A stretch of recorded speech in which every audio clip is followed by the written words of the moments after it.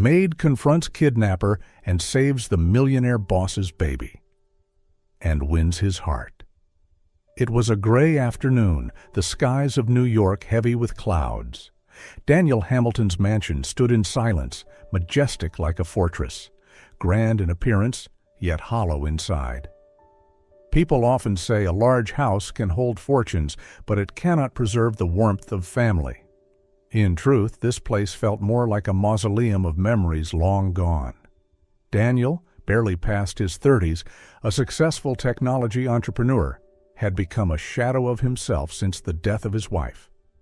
Elena, the woman he had loved more than life itself, had died giving birth to their son. From that moment, he stopped smiling, stopped living in peace. All his grief, all his silent resentment, unconsciously shifted onto the tiny child. Gabriel, only 6 months old. In this vast, empty home, the one thread holding things together wasn't Daniel, but a young woman with little more than resilience to her name. Clara Silva. She came several days a week to clean floors, wash clothes, and tend to the household chores no one else cared to notice. At 23, Clara carried the gaze of someone who had lived too much, too soon. Since her mother's death when she was only 14, she had raised her 2 younger siblings, Lucas and Marina, like a second mother. That afternoon, as Clara dusted her way down the silent corridor, a sound cut through the stillness. A cry. Piercing, frantic, hoarse from exhaustion. A baby's cry that seemed endless. Clara froze, heart racing, before dropping her rag and following the sound. It led her to the very end of the hallway, to a door left slightly ajar. Her hand trembled as she pushed it open. The sight inside stole her breath. A cradle. Empty except for a writhing infant, Gabriel. His face crimson from wailing, his forehead slick with sweat, tiny fists flailing in distress. On the floor lay a bottle, toppled and rolling, a soaked diaper reeked in the corner. And no one, no nanny, no adult, no one at all. Just a baby abandoned in his own tears. "Oh dear," Clara whispered, feet moving before her mind. She bent down and lifted Gabriel into her arms, pressing him close to her chest. "Shh. It's all right, little one. I've got you now." Her voice shook, but it was soft, steadying. Gabriel still cried, but not with the same despair, more like he could sense someone had finally come. Old instincts resurfaced, sharpened by years of caring for her siblings. Clara swiftly changed his diaper, then hurried to the kitchen to prepare a bottle. Testing a drop on her wrist, she eased it into his tiny hands. He latched onto the bottle hungrily, his wide blue eyes fixed on her face. "That's it. You were just hungry." Settling into the armchair, she fed him slowly, humming an old lullaby her mother once sang to her. The simple melody wrapped around them like a blanket. Within minutes, Gabriel's cries quieted, his breathing softened, and he drifted into slumber in her arms. Clara gazed at the fragile face, the delicate skin, the steady rhythm of breath. Emotion welled in her chest. How could anyone leave a child like this alone? The door creaked open. Clara's head snapped up. Standing there was Daniel, tall, sharply handsome, but worn with grief. His dark brown eyes locked on the scene, his son asleep, peaceful, cradled by a woman he had scarcely noticed before. "What are you doing here?" His voice was hoarse, edged with coldness. Clara startled, nearly dropping the bottle. "I'm sorry. I heard him crying. No one was there. I only wanted to help." Daniel stepped in, his gaze sweeping the empty cradle, the discarded diaper in the bin, the fresh bottle in Clara's hand. His chest tightened. For the first time in weeks, Gabriel was quiet, not fighting, not screaming. A peace Daniel himself had failed to bring. Carefully, Clara laid Gabriel back into the cradle, pulled the thin blanket over him. She lowered her eyes, backing toward the door. "Forgive me. I didn't mean to interfere." Daniel looked at her. and for the briefest second, his gaze softened. His lips parted, words emerging almost against his will. "Thank you." Clara blinked, stunned to hear it. She bowed her head quickly, hurrying out, heart pounding. She didn't know if tomorrow she'd still have a job or be dismissed for stepping into a place that wasn't hers. In the silence of the nursery, Daniel moved closer to the cradle. He stared at his son sleeping peacefully. It had been so long since he'd seen this. The pain of losing Elena still pressed heavy, but in his chest something unfamiliar stirred, not quite hope, but no longer despair. After that day, small but undeniable changes began to ripple through the mansion. Daniel, once distant and withdrawn, always cloistered in his office or lingering for hours in the library, found himself paying closer attention to the sound of his son's cries. Yet each time Gabriel wailed in earnest, panic flashed across Daniel's face. His hands were clumsy, uncertain. He didn't know how to hold the baby, didn't know how to soothe him. And almost without fail, Clara appeared. Calm, gentle, she would scoop Gabriel up, pressing the baby against her chest, and show Daniel, "You need to hold him closer. He needs to feel your warmth." Awkwardly, Daniel adjusted, placing Gabriel's head on his shoulder. Clara traced small circles on the boy's back. Within moments, a soft hiccup broke the air. Gabriel burped and quieted. Daniel stared at Clara in astonishment. "Where did you learn all of this?" Clara gave a faint smile, her eyes shadowed with old sorrow. "I didn't learn it anywhere. I lived it. When my mother died, I was only 14. My brother Lucas was 6 months old, my sister Marina 3. I had to figure it all out on my own, early mornings with bottles, diapers, lullabies. Everything." He said nothing.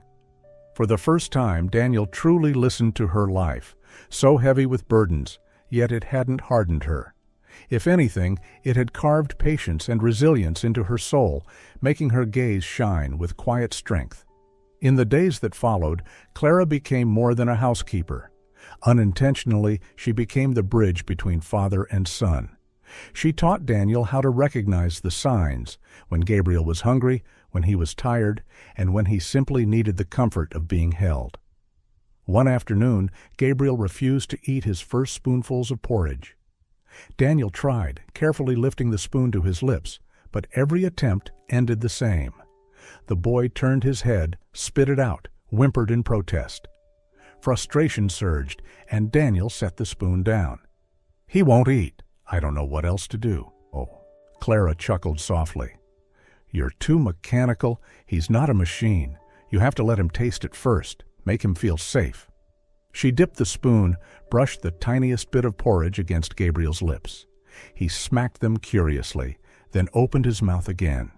Clara gave him a small spoonful, humming softly between bites. Within minutes, the bowl was empty. Daniel laughed, a short sound, but real. It had been so long since he'd laughed like that. "You should be a teacher." Clara shook her head. "I just have experience and a little patience."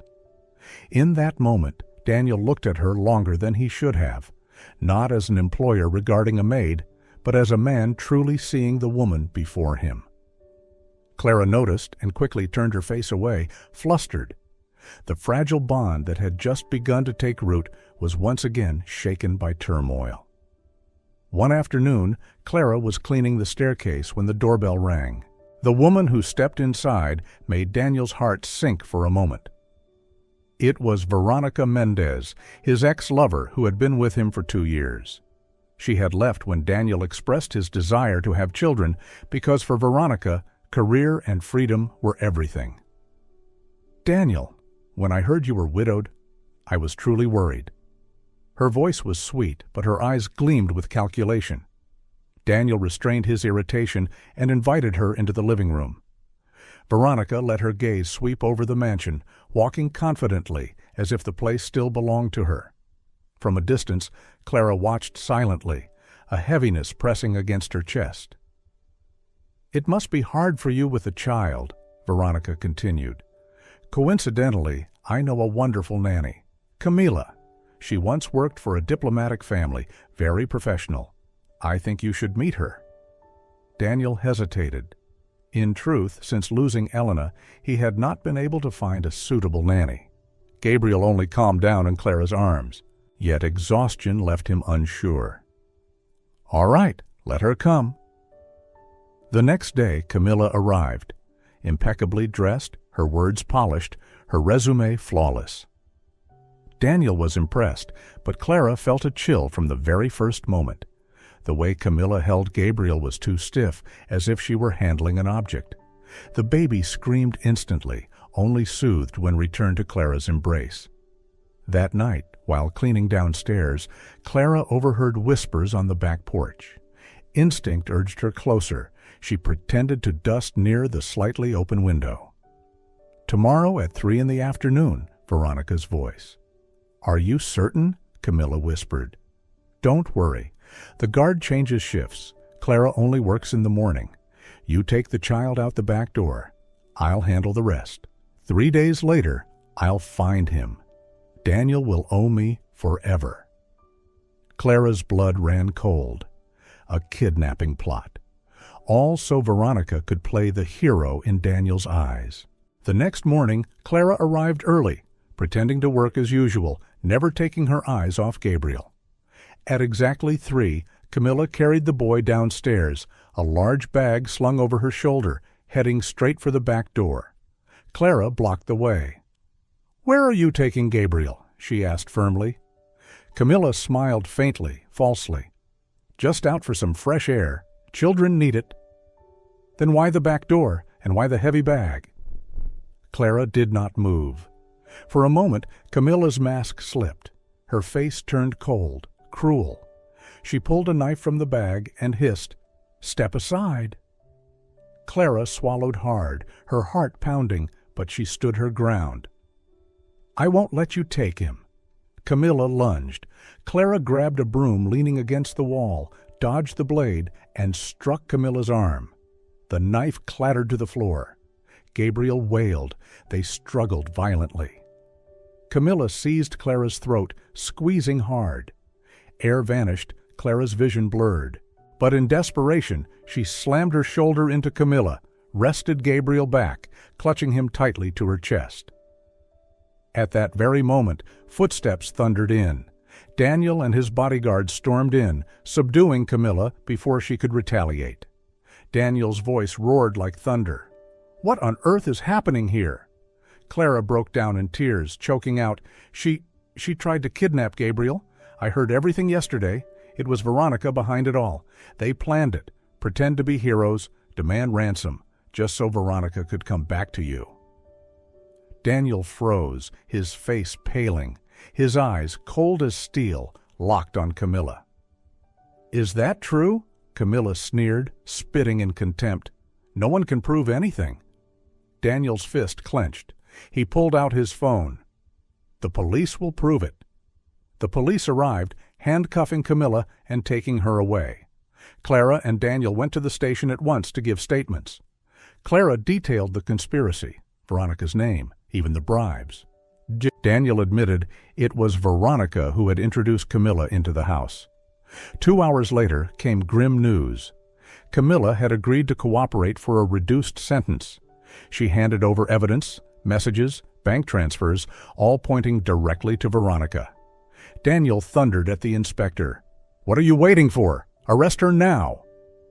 "We'll get a warrant immediately." Daniel insisted on accompanying the police.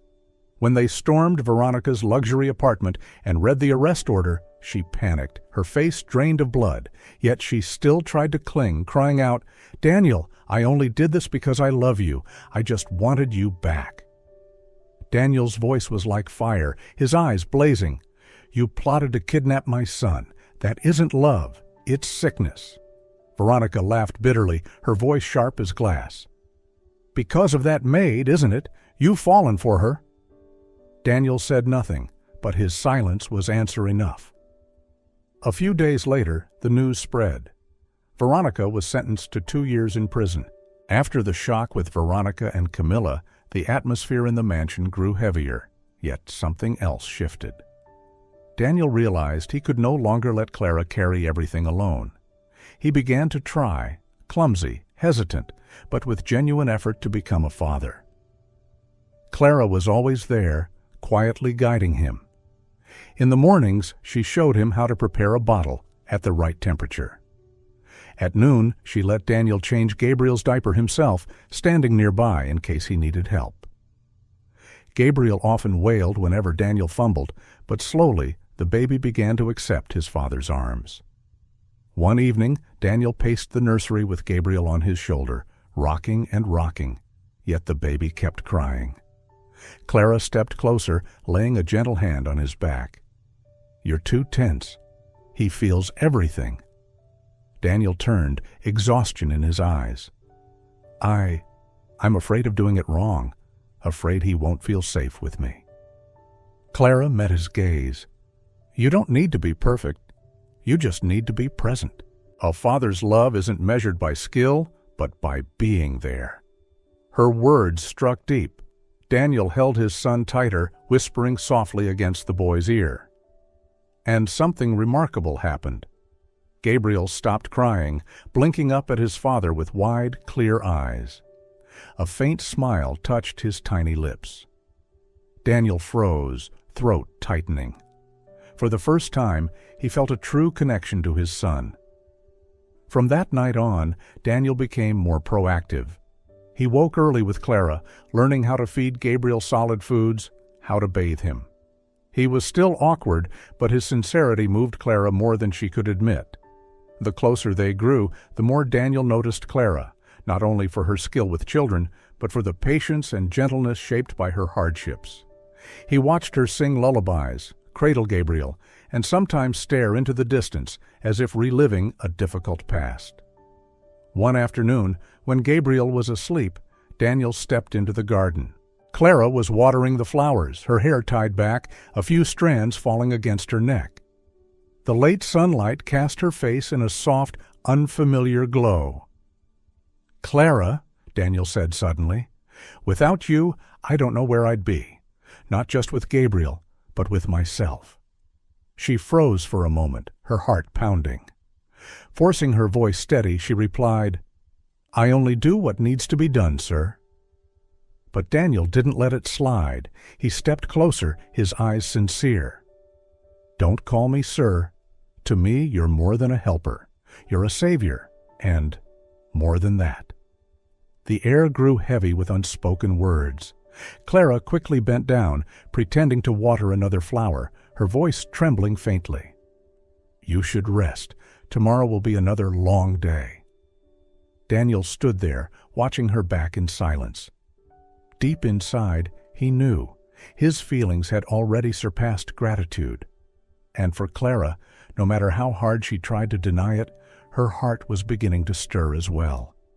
Just when it seemed the storm had passed with Veronica and Camilla's arrest, another one arrived.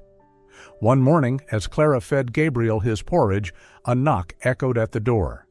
The butler ushered in a woman in her 60s, tall, elegant, her silver hair neatly pinned.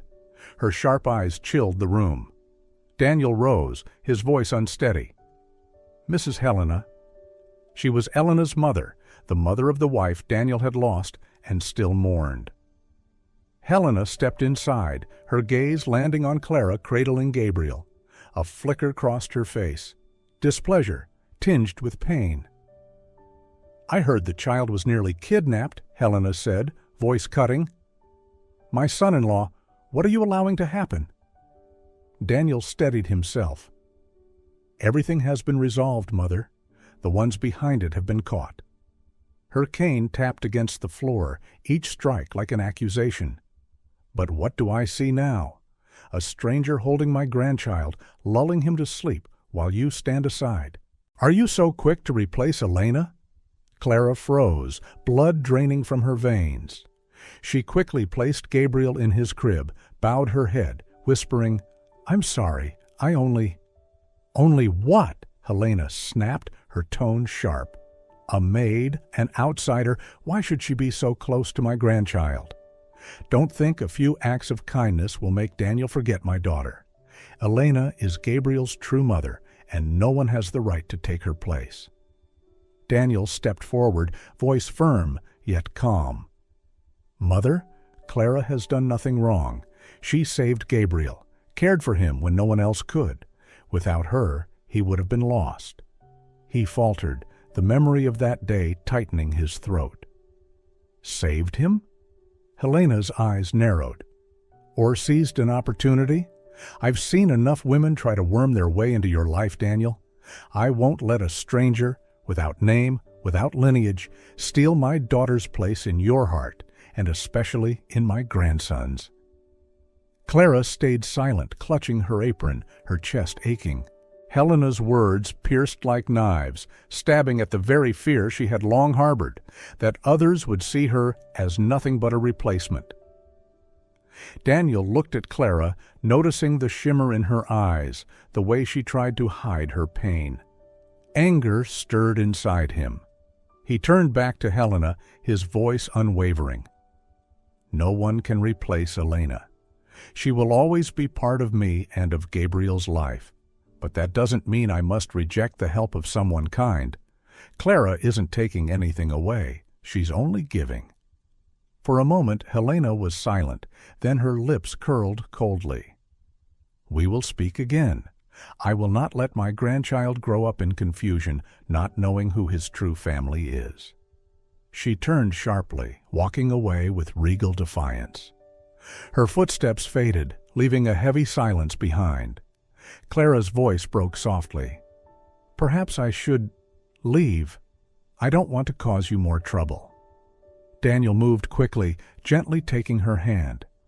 "No, Clara, don't think that. Mother is grieving Elena. But I know the truth. You are important to Gabriel.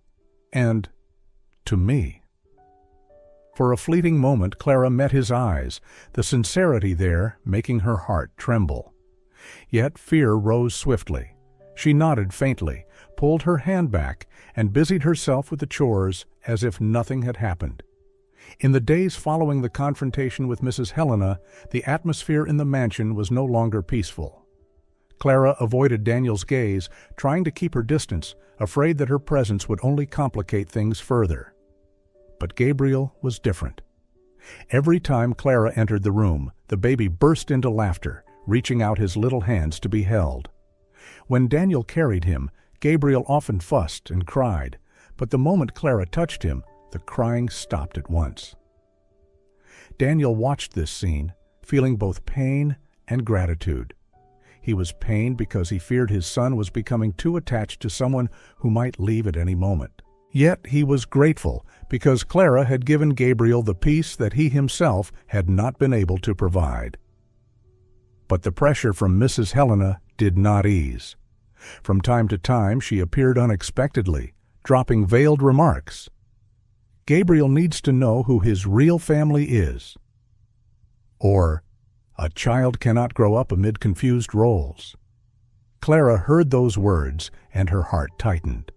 At night she told herself, "I must keep my distance. I cannot let anyone think I'm taking someone else's place." But then every morning, when Gabriel stretched out his arms toward her, all her resolve melted away. Whispers began to spread through the neighborhood, then reached the marketplace where Clara often shopped for her younger sister. People said, "That maid is taking advantage of Daniel Hamilton, a widower who just lost his wife, and she seizes the chance to slip in." A tabloid even published a photo of Clara holding Gabriel, with a bold headline, "The Replacement? The Mysterious Nanny Living in the Millionaire's House." Clara read the article, her hands trembling.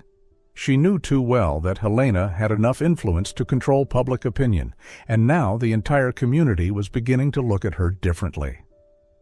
At the supermarket, a woman whispered to her friend as Clara passed by, "That's her, a gold digger." Clara lowered her head, clutching the bag of groceries tighter, walking quickly. But the words cut into her heart like knives. Even when she took her sister Marina to school, Clara heard the children mocking, "Your sister's about to become a rich man's wife." Marina burst into tears, while Clara could only hold her, whispering, "Don't mind them. Don't listen." But each night, Clara herself cried silently. Inside the mansion, Helena no longer hid her disdain. One afternoon, she strode straight into the living room, her gaze sharp as steel. "Do you see? Society already knows who you are. You're just exploiting Daniel's pity. Gabriel doesn't need a cheap replacement. He needs blood ties. He needs memories of his real mother. You should leave before you destroy this family." Clara stayed silent, not defending herself. Those words felt like a cruel confirmation of her deepest fears. That night, alone in the small staff room, she wrote a resignation letter.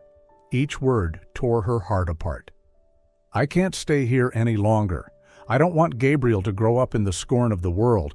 I don't want Mr. Daniel to bear more pressure because of me." The next morning, when Daniel returned from the office, Clara handed him the letter, her eyes swollen red. "I'm sorry. I have to go. For your sake. For Gabriel's."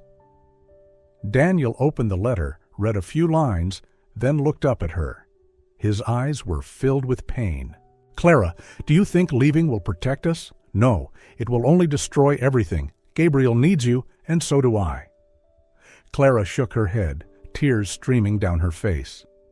"But your mother, society, they're all against me. They will never accept me." Daniel stepped forward, taking her hand firmly, his voice resolute. "They can say whatever they want, but I know the truth. You're the one who saved my son, who loves him as if he were your own blood. You're not taking advantage of me, Clara. You've given everything without asking for anything in return. I will not let you disappear from our lives just because of a few poisonous words." At that moment, the sound of a cane striking the floor echoed. Helena appeared at the doorway, her eyes blazing. "Daniel, you must not let her poison your mind. She will never replace Elena. She has no right to become Gabriel's mother." Daniel held Clara's hand tighter, turning to face his former mother-in-law. "I don't want to replace Elena. I will love and remember her all my life, but I cannot deny the present. Clara is here, and she has saved Gabriel, helped me rise from the wreckage. I need her, and Gabriel does too." Helena trembled with fury, her voice cracking like a whip. "And what about me? I lost my daughter. All I have left is Gabriel, and now you dare let an outsider in to erase his memory of his real mother?"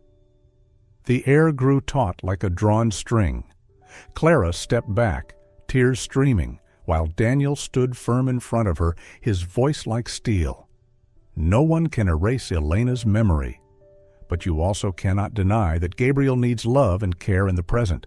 If you truly love him, don't turn that love into chains. Don't turn grief into a weapon against those who only want him to be happy." The room fell into silence. Helena's breath came ragged, her eyes torn between hatred and sorrow.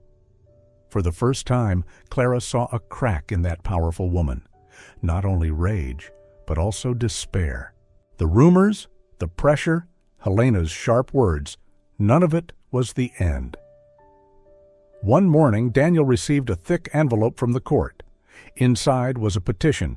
Helena was filing for legal custody of Gabriel Hamilton. Clara nearly collapsed when Daniel showed her the papers. She wants to take Gabriel away from us." Daniel pulled her close, his voice low and firm. "She may have money and influence, but I won't let it happen. Gabriel is my son, and you are the one who saved him. We will fight." The trial drew public attention. Headlines screamed, "Mother-in-law sues widowed son-in-law for custody of grandchild." Clara trembled as she read them, but Daniel only squeezed her hand, eyes resolute. In the courtroom, Helena sat upright, regal as a queen. She ignored Daniel and didn't spare a glance at Clara. When the judge called her to speak, Helena rose, voice ringing. "Your Honor, my daughter Elena is gone. My grandson Gabriel is the only blood I have left. I have the means, the social standing, the experience to raise him in the life he deserves." Clara Silva, however, is an outsider, a maid with no bond of blood. Her presence distorts Gabriel's memory of his mother. It is harmful. Clara lowered her head, Helena's words stabbing deep. But Daniel stood, his voice steady and strong. Your Honor, I respect Helena's grief, but the truth cannot be twisted. Clara has never stolen Gabriel's memories. She saved him when he was abandoned in an empty room. She has fed him, soothed him, sung him to sleep. When I was broken, she was the one who kept him alive, the one who taught me to be a father. Helena's lawyer shot back. Mr. Hamilton, you're blinded by sentiment. Clara is merely an employee. No marriage, no legal ties, nothing binding her. How can the court be sure she isn't exploiting this situation? Daniel looked the lawyer straight in the eye, then Helena. Perhaps you've never seen a young woman work 3 jobs to feed her siblings. Clara sacrificed her youth to raise her brother and sister, and still she opened her arms to my son, expecting nothing in return. You call that exploitation? I call it love, and Gabriel knows it better than anyone. The judge ordered Gabriel brought in under the supervision of a child psychologist. The moment the boy saw Clara, his face lit up. He stretched his arms and cried, "Mama Clara!" The words rang out, silencing the courtroom. Helena's face drained of color. Clara broke into tears.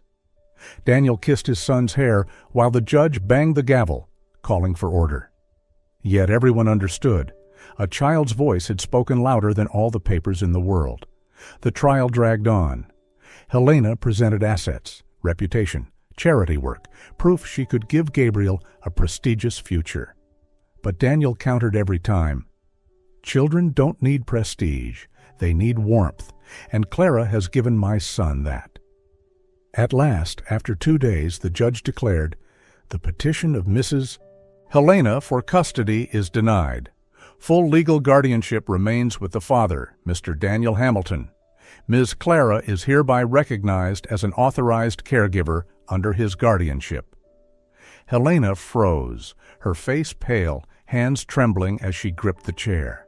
She rose, lips quivering, but her protest came out as a broken whisper. No, this can't be. Clara looked at her with pity, but Daniel stepped forward, his tone calm yet unyielding. You lost, Helena, not because of money or power, but because Gabriel's heart has chosen, and no court can order a child's love. Tears spilled down Helena's cheeks.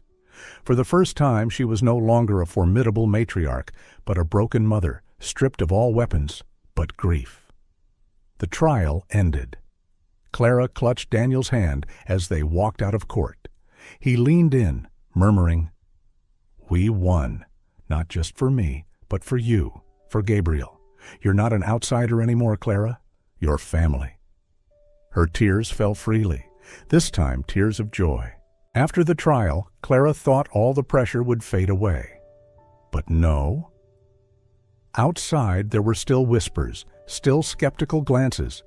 When she walked down the street, she heard people murmur, "That maid is clever. She managed to get both the child and the master's heart." Those words cut like knives, tormenting Clara. One night, Clara sat alone in the guest room, hugging a pillow, tears falling. She whispered, "Maybe I should leave. Staying will only bring more pain to Daniel and Gabriel." The door creaked open. Daniel stepped in, worry in his eyes. He sat beside the bed, his voice deep and warm. "Are you planning to run away, Clara?" She quickly wiped her tears. "Daniel, I'm only a burden. People say I'm using you. I don't want you and Gabriel to suffer because of me." Daniel gripped her hand firmly. "Clara, you don't understand.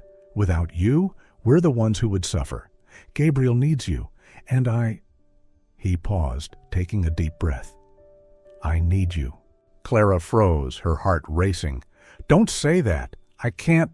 People will never accept it." Daniel leaned closer, his eyes burning with determination. "You fear what others say, but don't you hear it? Every time you walk in, Gabriel reaches out and calls, 'Mama Clara.' To him, you're already a mother, and to me, you're the woman I love." Those words made Clara tremble. She tried to look away, but the image of Gabriel calling her Mama rushed back, filling her heart. She had tried to deny it, but how could she deny the truth? Daniel lifted her chin, forcing her gaze to meet his. "I can't promise you an easy path, but I promise I'll stand by you, protect you. Clara, stay with us." Clara choked back a sob. A tear rolled down her cheek. Then, as if some unseen force pushed her forward, she gave a faint nod. Daniel leaned in, his lips brushing hers, gentle yet profound. It was their first kiss, the kiss of two weary hearts finally finding one another. When they parted, Daniel whispered, "I want more. I want you to bring your family here. Lucas and Marina deserve to live in this safe home. With you, with us." Clara's eyes widened. "You?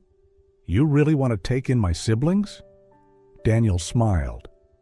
"Yes, because you're no longer alone, and because I want Gabriel to grow up surrounded by the people you love." Clara burst into tears, but this time they were tears of relief. She threw her arms around Daniel, her heart whispering, "Thank you for always being by my side." Time passed, and the storms slowly faded. Lucas and Marina moved into the mansion with their sister. At first they were shy, but soon they blended in. Lucas played ball in the garden with Daniel, sometimes hoisting Gabriel onto his shoulders, making everyone laugh. Marina adored the little boy, reading stories to him, teaching him childhood songs. The once quiet house now overflowed with laughter. Clara watched, her heart at peace. The family she had once dreamed of was finally real, simple, yet full of love. Daniel and Clara grew closer. They shared meals, daily conversations, and quiet moments where a single glance said everything. One evening, after everyone was asleep, Daniel led Clara into the garden. Moonlight bathed them softly. Holding her hand, he pulled a small box from his pocket. "Clara," he said gently, "you've turned this house into a home. You've given Gabriel and me what I thought was lost forever. Will you marry me?" Clara burst into tears, nodding again and again. Daniel slipped a simple silver ring on her finger. No lavish party, no fireworks, just two hearts in love under the night sky. Weeks later, they held a small wedding in the town chapel. Lucas walked his sister down the aisle, Marina scattered petals, and Gabriel giggled in his father's arms. It was simple, but sacred. After the wedding, Clara enrolled in a local college to study nursing. Her old dream to care for and help others was finally within reach. Daniel supported her fully, taking on evening care of Gabriel so she could study. Daniel, too, had changed. Once he buried himself in work to drown his grief. Now he learned balance, making time for dinners, family outings, and quiet evenings at home. He found joy in the small things, listening to Marina's school stories, watching Lucas grow into a young man, and above all, seeing Gabriel sleep peacefully in Clara's arms. Gabriel grew up happy. To him, Clara wasn't the maid or an outsider. He called her naturally Mom. The word brought tears to Clara's eyes, and Daniel only smiled, holding his wife's hand tightly. One day, Helena came to visit. She stood on the steps, gazing at the house filled with laughter. At first, her eyes were cold, but when she saw Gabriel run out, throw his arms around Clara, and cry, "Mom!" she froze. Daniel walked to her, placing a hand on his former mother-in-law's shoulder. "Mother, Clara doesn't replace Elena. No one ever could. But she has given Gabriel new love, the kind of love Elena would have wanted for her son." Helena stood silent for a long time. Then, for the first time, she nodded. Tears welled in her eyes, no longer filled with hatred, but with a quiet sorrow. And in that home, a new family truly stood, not perfect, but overflowing with love.